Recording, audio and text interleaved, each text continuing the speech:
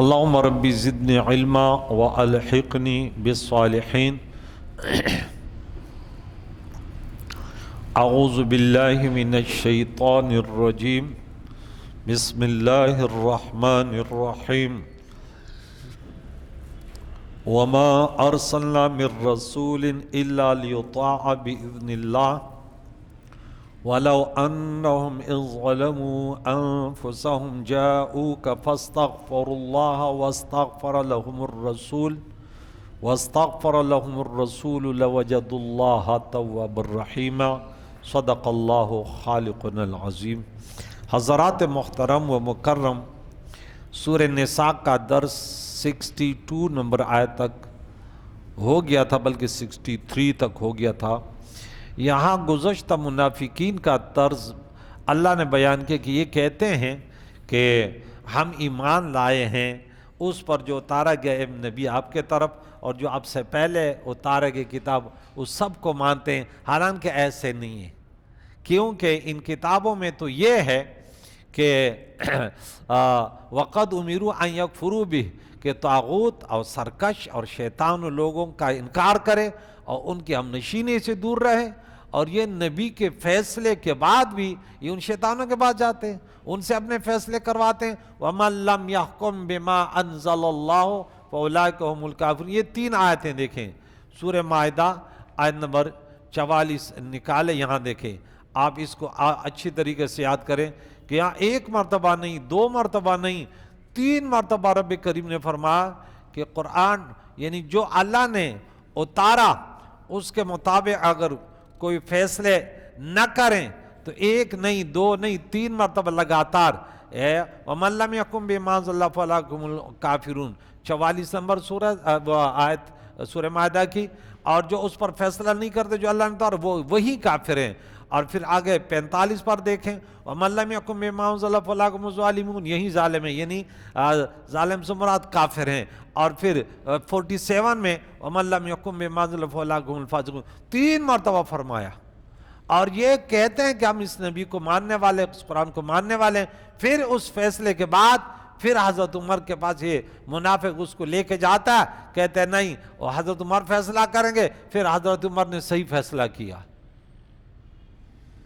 بولے چلو صحیح فیصلہ کر دو. پھر یہ شور مچانے لگے کہ کہ ان اردنا الا احسانا و توفیقا، ہم تو بس موافقت چاہتے تھے اور یہ چاہتے تھے. اب بڑے بولتے ہیں آج جبریل اللہ کا پیغام لے کر آیا، پر اس نے صحیح فرق کیا.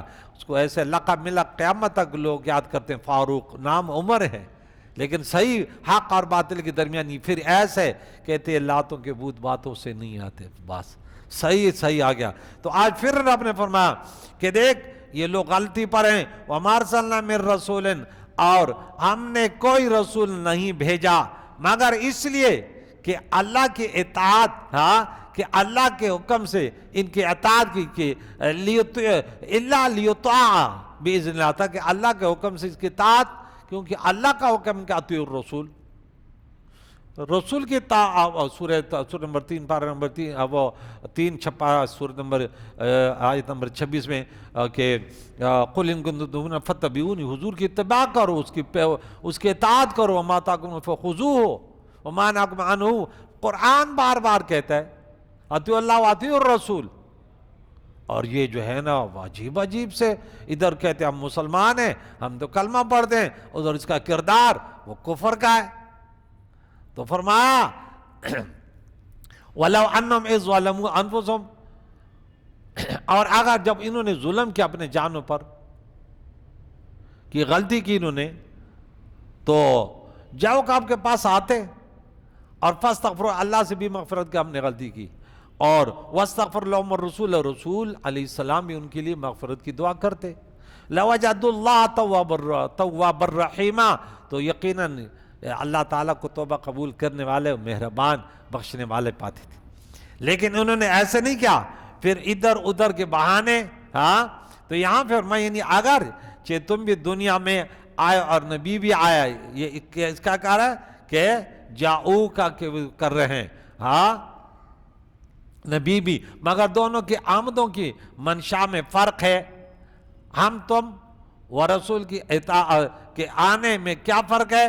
کہ فرق ہے کہ تم نبی و رسول کی اطاعت و فرمانبرداری کے لیے، وہ تم پر حکومت کرنے کے لیے جہاز میں مسافر اور کپتان دونوں سوار ہیں، مگر مسافر پار لگنے کو، جانے کو، اور کپتان پار لگانے کو، اسی لیے مسافر کرایہ دے کر سوار ہوتے ہیں، کپتان تنخواہ لے کر۔ کشتی اسلام میں تم پار لگنے کو سوار ہو، نبی پار لگانے کو۔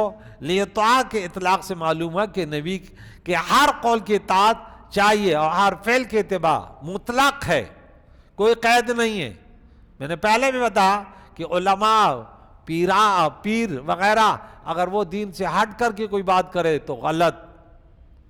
نبی وہ ہستی ہوتے، اس کے منہ سے جو بھی نکلے، وَمَا يَنطِقُ عَنِ الْهَوَىٰ إِنْ هُوَ إِلَّا وَحْيٌ يُوحَىٰ، وہ زبان جس کو سب کن کی کنجی کہے، وہ تو آئے اس لیے ہے۔ اللہ فرماتا ہے کہ یہ تو آئے، اس کی جو بھی بات نکلے گی وہ حق ہوگی۔ حضور نے فرمایا اس زبان سے حق کے علاوہ کچھ نہیں نکلے۔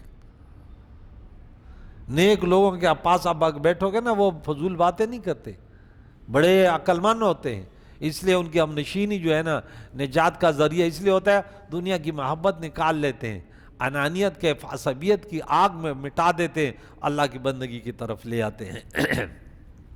تو اس آیت میں ظلم، ظالم، زمان و مکان کسی قسم کی قید نہیں ہے۔ ہر قسم کا مجرم ہر زمانے میں خواہ کسی قسم کا جرم کرے تمہارے آستانے پر آ جائے، اور جاؤ کا میں یہ قید نہیں کہ مدینہ مطہرہ میں ہی آئے، بلکہ ان کے طرف توجہ کرنا بھی ان کی بارگاہ میں حاضری ہے۔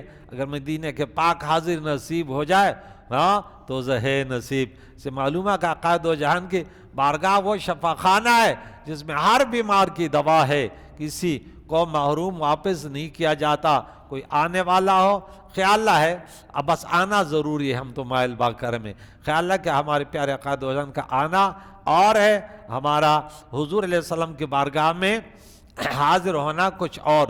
سورج کا ہمارے پاس آنا یہ کہ وہ ہم پر چمک جائے، ہمارا سورج کے پاس آنا یہ کہ ہم آڑ ہٹا کر اس کے دھوپ میں آ جائیں۔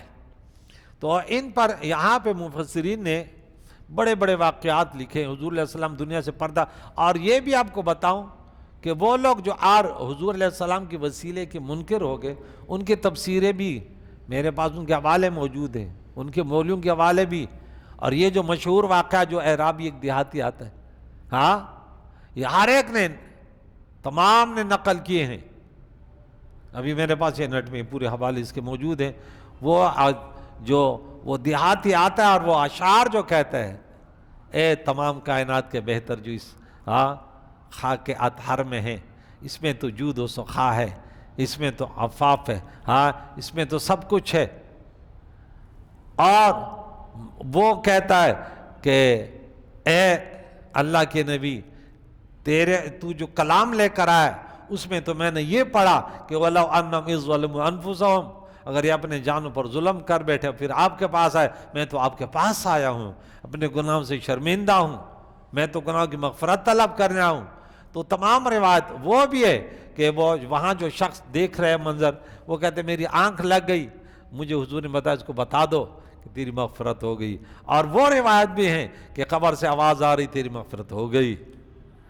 اور تمام نے یہ لکھا قیامت تک حضور علیہ السلام کی شان ہے کہ جو کہ وہاں جاتے ہیں تو اللہ تعالیٰ کے حضور اور حضور علیہ السلام کے وسیلہ سے وہ اپنی دعاؤں کی مغفرت طلب کرتے ہیں۔ تو حضور علیہ السلام بیچ میں نہ ہو اور صرف کہتے ہیں کہ نہیں ہم تو حضور کو مانتے نہیں ہیں، بس وہ تو ایک پیغام لے کر آئے بس بات ختم، نہیں بھائی نہیں ہے۔ اب یہاں بھی ہے اور وہاں محشر میں بھی ہے۔ اگر حضور نے چہرہ انور پھیر دیا تو پھر امام بوصیری صحیح کہتا ہے، یا اکرم الخلق مالی من الوذ بہ، پھر میرے لیے کون ہے جس کی میں پناہ لوں، سوا کا آئندہ حادث الحلول، سوا کا آئندہ حلول، جب یہ بہت بڑا حادثہ ہوگا تو آپ ہی تو وہ ہستی ہیں جس کے شفاعت کی امید ہوگی، پانی پہ حوض کوثر کے پانی کی امید ہوگی۔ حضور کہتے کہ چلو تو پھر تو گیا۔ تو اللہ تعالیٰ ان علماء کو بھی ہدایت دے کہ جو اس قسم کے الٹی سیدھی باتیں کرتے ہیں کہ عوام کا ذہن بھی خراب کر دیتے ہیں. ہاں اور یہ سب اس دن میرے ایک بیٹا کہہ رہا تھا بولے یہ سب ملے ہوئے. آج میں ایک واقعہ سن رہا تھا, یہ ہمارے ایک چترال کی طرف ہے, بڑا کم وقت ہے, تو وہ جو ہے نا وہ ان کے پیچھے پڑا تھا. کبھی کہتے ہیں مرزا جان عالمی صحیح کہہ رہے ہیں. میں نے بولا دیکھ الجنس یمیل للجنس, بولا ٹھیک ہے ہم وہ نہیں مانتے, وہ کہہ رہے ہیں لیکن بات ان کی صحیح ہے. اور کبھی کہتا ہے پرویزی جو ہے نا وہ صحیح کہتا ہے, میم پرویز جی نہیں ہے لیکن بات صحیح ہے. کبھی کہتے ہیں گاندھی, وہ میں کہتا ہوں جو پاکستان میں 4-5 ہیں بڑے بڑے گمراہ جنہوں نے صحیح عوام کو گمراہ کیا, وہ کم وقت جو ہے نا وہ انہی کے پیچھے. میں نے بولا دیکھیں ان کا آپس میں کانٹیکٹ ہے. ہاں ارے حضور کی محبت نہیں ہوگی تو سب کچھ ختم ہو گیا. الفت محمد دین حق کی شرط اول ہے, بمصطفیٰ برسا خویشرا کی دین ہم. دین تو یہ ہے کہ حضور کے دامن رحمت سے وابستگی ہو جائے. تو یہاں پہ رب کریم نے فرمایا اگر یہ اے محبوب آپ کے پاس آتے اور آپ ان کے لیے مغفرت طلب کرتے تو اللہ ضرور انہیں معاف کر دیتا, کیونکہ وہ تواب اور توبہ قبول کرنے والا اور مہربان ہے. تو اسے معلوم ہوا کہ اللہ تعالیٰ تواب اور رحیم تو ہے, لیکن یہ کوئی نہ کہے کہ حضور علیہ السلام تو بس ہمارے جیسے تھے.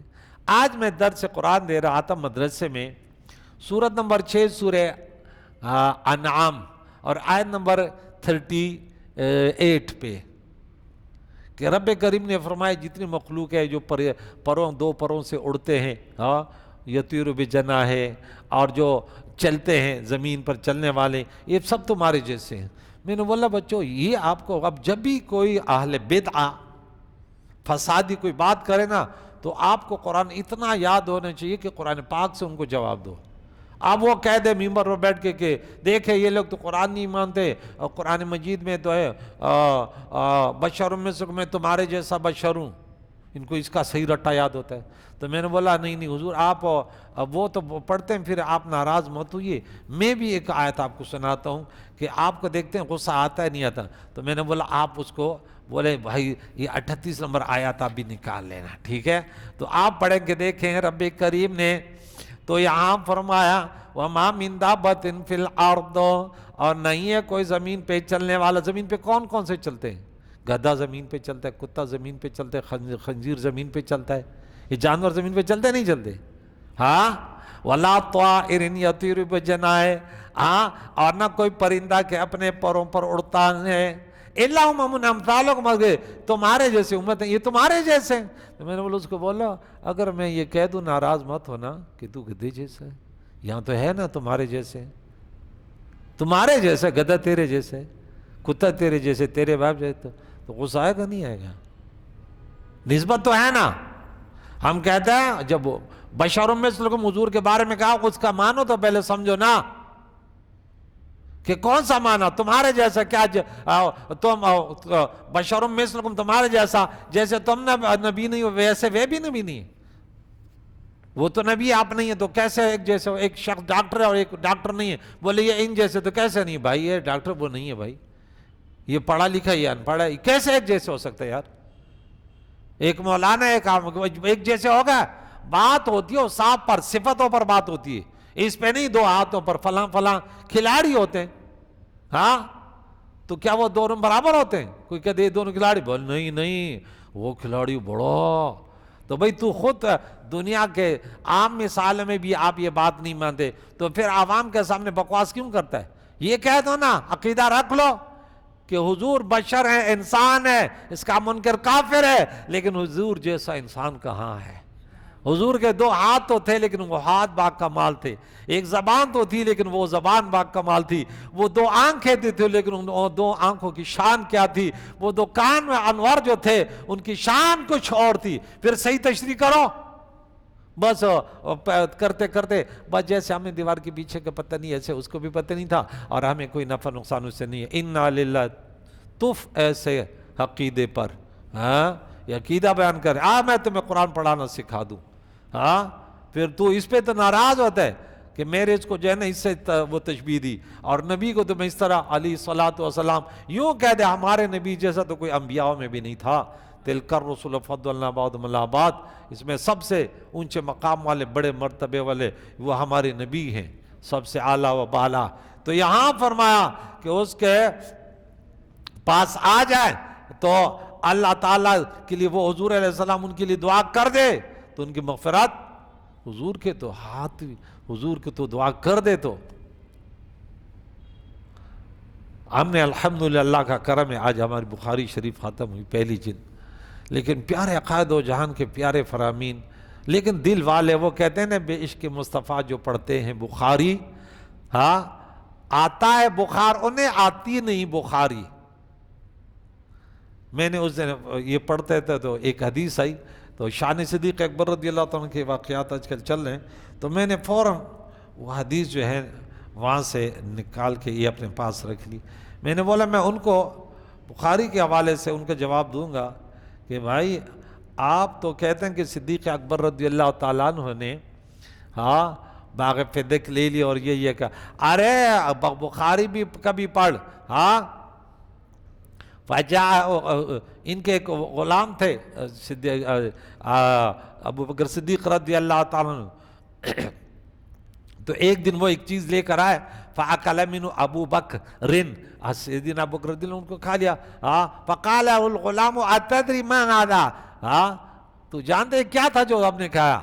فَقَالَ أَبُو بَكْرٍ رضی اللہ تعالیٰ عنہ وَمَا هُوَ، کیا تھا یہ؟ قَالَ كُنْتُ لِإِنسَانٍ فِي الْجَاهِلِيَّةِ وما أحسن الكهانة إلا إني خدعت فلقيني فأعطاني بذلك، فهذا الذي أكلت منه، فأدخل أبو بكر يده فقاه كل شيء في بطنه، فقاه انہوں نے قے کر دی، تو بولا یہ میں تو دور جاہلیت میں جادو وغیرہ کہانت وغیرہ کرتا تھا، کاہن تھا، لیکن میں جانتا نہیں تھا، بس ایسی میں نے کیا تھا، اس نے مجھے کوئی چیز دی تھی، میں نے کسی کو دم کیا تھا نا، تو وہ چیز تھی میں نے آپ کو لائی۔ تو وہ شان صدیق اکبر ہے کہ وہ انگلی اپنے حلق میں ڈالتا ہے، اس چیز کو قے کرتے ہے، ارے میں نے بولا وہ فاطمہ تو زہرا رضی اللہ تعالیٰ عنہ خاتون جنت، کیسے بات کرتے ہو دنیا والوں کو کہ صدیق اکبر رضی اللہ تعالیٰ باغ فدق کھا لیا؟ ارے وہ تو ہستی اپنی جان کو غارے سور میں پیش کیا کہ صاحب مجھے ڈنس لے حضور آرام کر لے، ورنہ مار لیتا نا۔ بولے نہیں اس وقت جو ہے نا حضور علیہ السلام آرام فرما رہا ہے، تو وہ انگلی رکھ دی، انگلی سے سامنے ڈنس لیا، بیٹی قربان، سب کچھ مال جان تن، حضور علیہ السلام نے فرمایا دنیا میں جتنے احسانات تھے میں نے سب کا احسان اتار لیا سوائے صدیق اکبر کی۔ بولا دیکھ مسجد نبی کی طرف جن جن لوگوں کی کھڑکیاں ہیں بند کر دو، سوائے اللہ خوختا ابو بکرن، اس کا دروازہ کھلا رہنے دو، شان ہے۔ تو حدیث ہم پڑھتے ہیں کہ حضور علیہ السلام بخاری کی یہ حدیث ہے کہ تو میرے جیسا کون ہو سکتا ہے؟ تو یہاں جہاں نفی ہے تو وہ یہ ہے کہ میں خدا نہیں ہوں، میں اللہ کا بندہ ہوں، ٹھیک ہے نا، خدا نہ ہونے میں ہم برابر ہیں، میں بھی مخلوق ہوں، اللہ تعالیٰ کی دنیا میں آیا ہوں، پھر دنیا سے پردہ فرما۔ اللہ تعالیٰ حق کو سمجھ رہے ہیں۔ ادھر ایک مشہور ہے ہماری سیٹ پہ ہے، بار بار یہ تو عالم الغیب مانتے ہیں، حضور کا بادشاہ نہیں مانتے۔ میں نے بولا یار میں ویسے لڑائی کو جھگڑا پسند نہیں کرتا، ورنہ میں کہتا ہوں نا اس کو جو ہے نا مباہلہ کے چینج تو وہ کرتا تھا کہ آ چلو تو بد دعا کرتے ہیں جو تو بکواس کر رہا ہے کہ ان کا ایسے عقیدہ ہے، آ جا ذرا، خرافات بک رہا ہے، کبھی آنا نا میرے پاس، من گڑت کوئی جاہل ہوگا، کوئی دوسرے ہوں گے جو ان قسم کے واقعات ہوں گے ان کے پاس۔ تو اے محبوب آپ کی تو شان یہ فلا و رب کا، تیرے رب ہونے کی قسم، تیرے رب کی قسم، لا یؤمنون حتی یحکموک فیما شجر بینہم، تمہارے رب کی قسم وہ مسلمان نہ ہوں گے جب تک اپنے آپس کے جھگڑوں میں تمہیں حاکم نہ بنائیں، فیما شجر بینہم، جو ان کے اندر اختلاف جھگڑے، اور اس فیصلے کے بعد ثم لا یجدوا فی انفسہم حرجا، اور پھر اس فیصلے کے بعد دل میں تنگی بھی نہ پائے، جو آپ نے فیصلہ کیا اور انہیں خوشی سے مان لے تب یہ اس کے قابل کہلائیں گے کہ مسلمان ہیں. یعنی ایسوں کو اصل ایمان ہی نصیب نہ ہوگا. عدم ایمان کی نفی نہ کہ کمال ایمان کی. مومن اگرچہ گناہ کرے مگر وہ حضور علیہ السلام کے فیصلے کو ناحق نہیں سمجھتا, حق جانتا ہے, اپنے کو ناحق ظالم گناہگار جانتا ہے, لہذا ایمان سے خارج نہیں ہوتا. ہاں جو کلمہ پڑھنے کے باوجود اسلامی احکام میں نقص نکالے اور عیسائی مشرکوں کے قانونوں کو اچھا جانے, وہ اسلام سے خارج ہے. وہ 1000 بار کلمہ پڑھے, وہ کبھی مسلمان کہلانے کے قابل نہیں ہے. تو اس آیت سے چند مسئلے معلوم. ایک یہ کہ اللہ کے سوا کوئی حاکم بنانا جائز ہے کہ آپ کو حاکم بنائے, خصوصاً حضور علیہ السلام تو نائب جنابی کبریا ہیں. حضور علیہ السلام کو حاکم ماننا رب ہی کو حاکم ماننا, کیونکہ اللہ کا حکم ہے, لہذا اس کے خلاف نہیں ہے کہ انی الحکم الا للہ جیسے خوارج کہتے ہیں. سورہ نام آیت نمبر 57, کیونکہ وہاں تکوینی احکام یا حقیقی حکم مراد ہے وہ اللہ کا ہے. دوسری ہے کہ اب حضور علیہ السلام کے پردہ فرمانے کے بعد علماء دین کو حاکم ماننا, حضور ہی کو حاکم ماننا کہ علماء وہی بتائیں گے حضور کو. میں کہتا ہوں کہ پیر یہ نہ کہے کہ میرا طریقہ, مرید یہ نہ کہ میرے پیر کا, نہیں, طریقے چلیں گے تو صرف مصطفیٰ کے چلیں گے, بس سننا صرف رسول اللہ کی ہوگی, دوسری دین کی ضرورت نہیں ہے بدعت کے لاگی. کیونکہ یہ حضرات علماء کرام حضور علیہ السلام کے نوکر چاکر اور اس آستانے کے کارندے ہیں. تیسری ہے کہ حضور علیہ السلام کے احکام قبول کر لینا اور دل سے ان پر راضی نہ ہونا یہ بھی کفر ہے, یہ بھی, کیونکہ اس میں کہ ثم لا یجد شرط لگایا کہ پھر دل میں تنگی نہ ہو. تو اس سے یہ بھی معلوم ہے کہ ایک کہ حضور علیہ السلام کے سارے فیصلے ہمارے لیے برحق واجب العمل ہیں. دوسرے حضور علیہ السلام کے فیصلے پر زبان اعتراض دراز کرنا یا نہ ماننا کفر اور ارتداد ہے. تیسرا یہ کہ اگر کوئی مجبوراً حضور علیہ السلام کا فیصلہ مان تو لے مگر دل سے راضی نہ ہو, وہ بھی کافر ہے. چوتھی یہ کہ مطلق امر وجوب کے لیے آتا ہے. تو اس لیے یہاں پہ کل ایک چھوٹا سا واقعہ ہے, حضرت زبیر رضی اللہ تعالیٰ, وہ بتاؤں گا کہ وہ حضور علیہ السلام نے فیصلہ کیا, اس شخص نے کہا کہ نہیں یہ آپ کا رشتہ دار ہے اس لیے آپ نے یوں کیا. حضور علیہ السلام زبیر پانی کو روک لے, اپنا کھیت سیراب کر لے, پھر روک کے رکھنا. ہاں حضور علیہ السلام تو مختار تھے نا. بولا جب میں نے بات کی تو بیچ میں حضور علیہ السلام اگر کائنات میں کوئی کہتے کہ فیصلہ نہیں کہ یہ تو جہنمی ہے. حضور علیہ السلام کے سچے غلام بھی, ان کی جان جا سکتی ہے, دنیا جا سکتی, لیکن وہ بھی ہمارا عقیدہ غلط فیصلے کو تیار نہیں ہے. تو حضور علیہ السلام کی تو شان, اس کے طرف تھوڑی سوچ بھی رکھنا یہ کفر کی علامت ہے. 1000 بار وہ کلمہ پڑھے نہیں چھوٹے گا. جبکہ حضور علیہ السلام کے بارے میں عقیدہ نہ رکھے کأنک قد خلقت کما تشاء, خلقت مبرأ من کل عیب کأنک قد خلقت کما تشاء. یا رسول اللہ آپ ہر عیب سے بری ہیں, ہر اب عیب سے پاک ہیں, گویا اللہ نے تمہیں ایسے پیدا کیا جیسے تو نے چاہا. تو حضور کی شان لا یمکن الثناء کما کان حقہ, از بات خدا بزرگ تو ہی قصہ مختصر. تو حضور کی شان مخلوق میں ان جیسا نہیں ہے. یہ قرآن ان کی تعریف کر رہے, آج بھی ان کی شان بیان کی گئی ہے. اللہ اس پیارے نبی کے سچے غلاموں کے نقش قدم پر ہمیں جینا نصیب فرمائے, تکبر حسد کینہ سے بچائے, اس کی پیاری سنتوں کو سیکھ کر اس پر عمل کر کے دوسروں کے اس پیغام کو پہنچانے کی توفیق عطا فرمائے. وصلی اللہ تعالی محمد و صحبہ اجمعین برحمتہ.